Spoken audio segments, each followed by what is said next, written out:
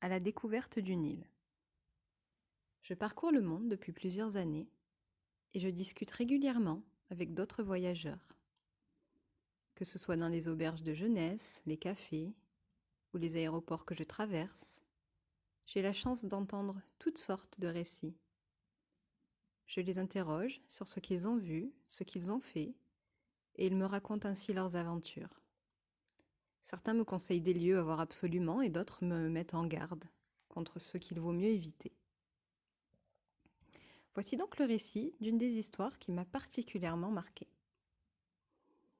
Un soir, alors que j'attendais ma correspondance dans une gare routière quasi déserte, je fis la connaissance d'un couple qui semblait extrêmement agité et pressé de rejoindre l'aéroport. Ayant raté de peu le bus précédent et forcé d'attendre la prochaine navette, ils prirent le temps de me raconter l'histoire terrifiante qui venait de leur arriver. Ces deux jeunes gens, originaires d'Amérique du Nord, avaient traversé une bonne partie de l'Europe, simplement en faisant du stop ou en prenant le bus. Quasiment à bout de ressources financières, ils arrivaient à la dernière étape de leur voyage. Ils avaient alors décidé de terminer leur périple par une longue et paisible randonnée le long des côtes d'une île mystérieuse située au nord de l'Europe.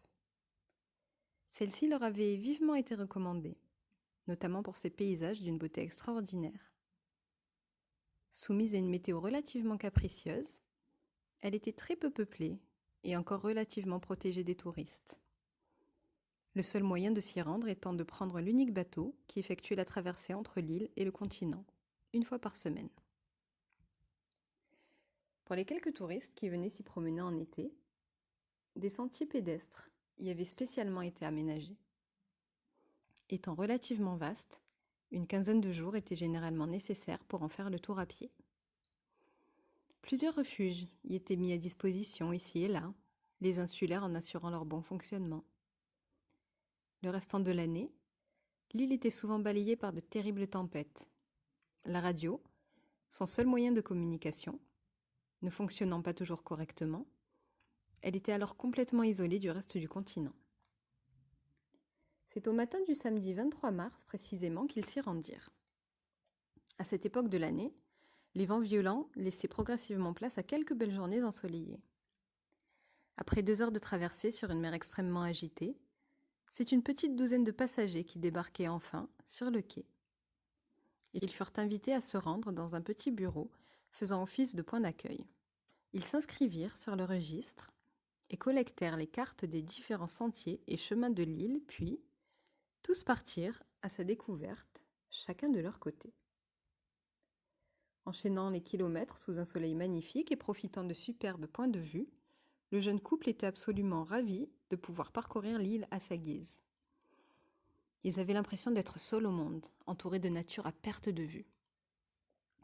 Les premiers jours se déroulèrent paisiblement. Ils marchaient pendant des heures, puis, lorsque la fatigue se faisait sentir, ils repéraient sur la carte le refuge le plus proche. Ils s'y rendaient alors pour y passer la nuit. Le premier soir, ils eurent la chance d'être hébergés par l'un des habitants, puis, par la suite, ils dormirent dans des gîtes parfaitement équipés.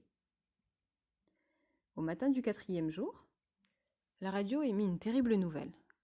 Le gardien d'un refuge, situé à une vingtaine de kilomètres du point d'accueil, avait été retrouvé mort. Pensant qu'il s'agissait certainement d'un homme âgé ayant tout simplement rendu son dernier souffle, ils reprirent leur randonnée sans s'en soucier outre mesure. Ils passèrent une autre agréable journée, observant l'océan du haut de falaises vertigineuses. Le soir venu, écoutant la radio afin de connaître les conditions météo du lendemain, ils eurent davantage de détails concernant la découverte du corps annoncé le matin même. Ils apprirent alors que le pauvre homme avait vraisemblablement été assassiné. Son nom ayant également été dévoilé, ils se rendirent compte avec horreur qu'il s'agissait de l'habitant qui les avait si gentiment accueillis lors de leur toute première nuit.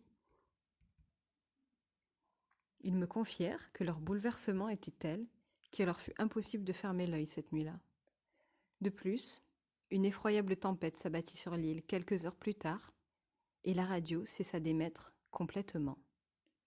Ils furent contraints de rester enfermés pendant près de 2 jours.